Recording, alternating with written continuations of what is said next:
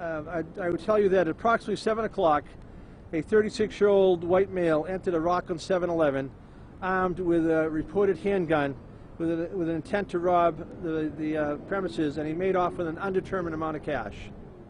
Rockland police were notified. They immediately began a search and a chase, both on foot and in an auto, to try to apprehend the suspect. The suspect was able to enter a Rockland police cruiser, and he fled the scene towards Weymouth and Abington and made his way onto Route 18.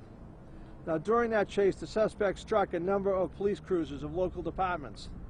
Shortly after 7 o'clock, the state police were notified and identified a vehicle on Route 3 North. They joined the pursuit.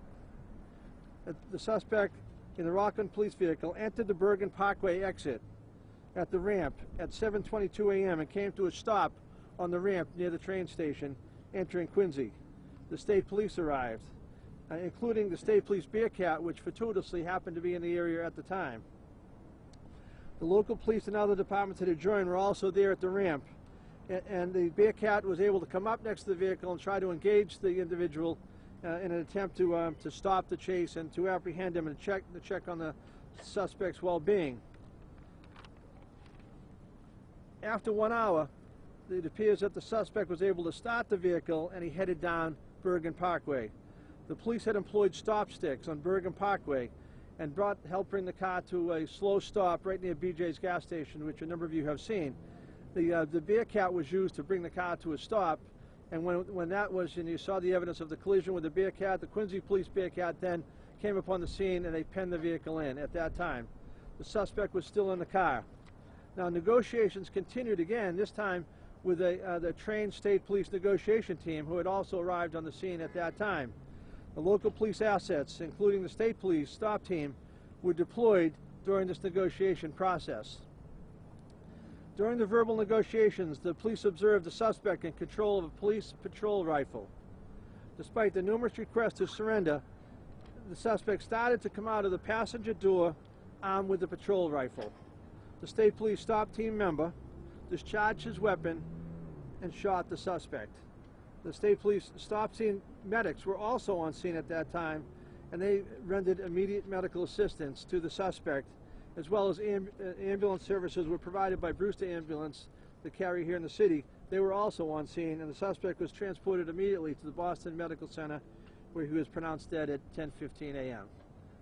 We'd take some brief comments, but we still have a lot of work to do, so we may not be able to answer all your questions. Yeah, so. This suspect, can you name the suspect? Are you naming him yet? We have not had the opportunity to notify the family. We know who he is, and right now I'm just prepared to tell you he's 36-year-old and he's a white male. Did he point that weapon at state police when he got out of that cruiser? I'm not going to get into that.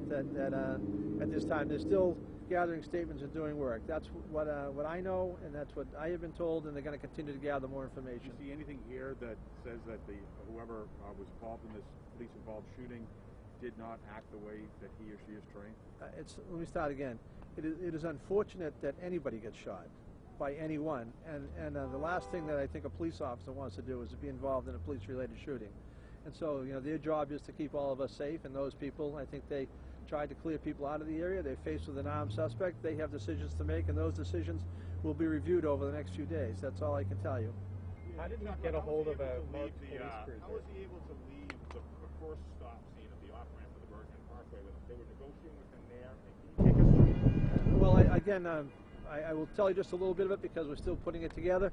It appears the vehicle may have come to a stop. I don't know whether it's mechanical or not, but they had tried to convince him numerous times, and they had the Bearcat at that time to go up just to make sure they were concerned of obviously being shot themselves, so they were able to use the Bearcat. And after an hour, he was able to obviously get the vehicle started again, and they were prepared for that. It appears they used the stop sticks on Bergen Parkway, and they had again additional assets in place, and they were able to bring him to a stop right by the BJ's gas station on Bergen Parkway. How did he manage to get a hold of a marked police cruiser? All I can tell you at this time is that they had a pretty active both foot and vehicle pursuit in Rockland, and we're putting those pieces together now. Did he break into the cruiser? Was the cruiser left unlocked? I can't answer that.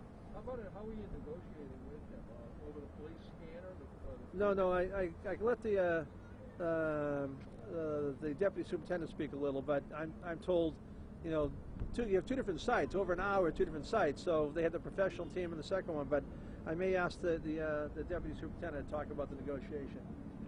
I'm sorry, could you ask the question again? I was curious as how were you negotiating with him? The communications in the cruiser, how were they?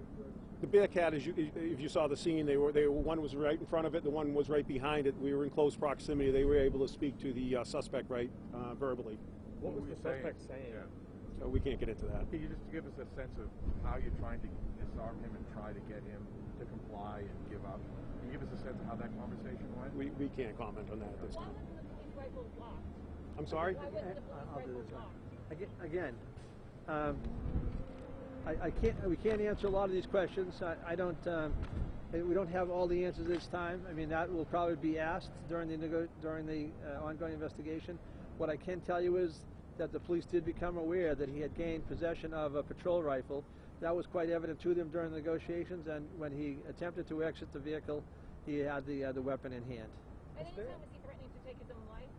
Again, I'm not going to get into the ongoing discussions with the negotiators. Yeah, can we talk a little bit about what started this whole thing down in Rockland? It was an armed robbery, is that right? Well, it's purported armed robbery, and then according to what information I have, there's an undetermined amount of cash taken. So that will also be part of the investigation, but I believe that set off the chain of events. That started it, so he ran out of the convenience store? Both ran on foot, and then I understand that Rockland used both, foot chase and vehicles to try to contain the suspect, and he was able to get a vehicle. And that's really all I have to say at this time on that part of it. Abington, a police officer is injured. Was that because were those cruisers surrounding him, trying to get him to stop, or was it Well, on the chase, I'm told, and I don't have the total number, but I know that various local departments were involved in the chase from Rockland up into Route 18. So you had Abington and Weymouth police at a minimum, as well as the Rockland police.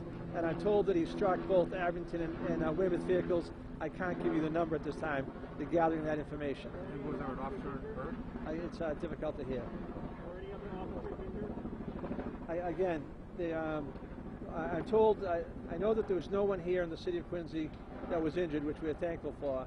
And I know that it appears that one of the crashes may be a little bit more serious. I'm hopeful no one is injured, but they're collecting that information now. Was there a kill switch in the police cruiser? Was that? Was there a kill switch in the police cruiser? Again, I can't answer that. Take one more. Was there another firearm found when he allegedly used it? Start again. Obviously, we're starting with the premise, and I'm sure, as you can imagine, there'll be some evidence that will be gathered that the information provided initially to the police was an apparent armed robbery. So they will be gathering evidence where they can.